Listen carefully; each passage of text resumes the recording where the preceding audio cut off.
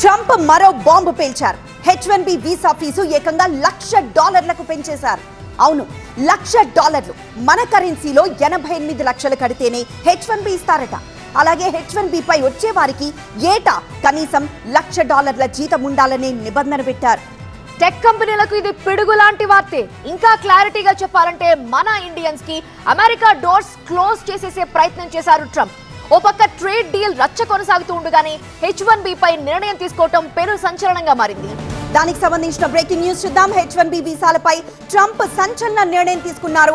Visa అప్లికేషన్ల రుసుము $1,00,000 పెంచారు. భారత్ పై ఇది తీవ్ర ప్రభావం చూపనుంది.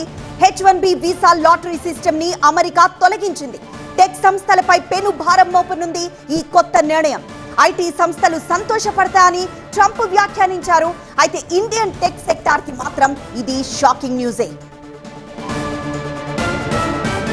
హైలీ స్కిల్డ్ అయితేనే అమెరికాలో చోటు అన్నట్టుగా పాలసీ మార్చిప్పుడు మన టెకీలపై దెబ్బ కొట్టారు ట్రంప్.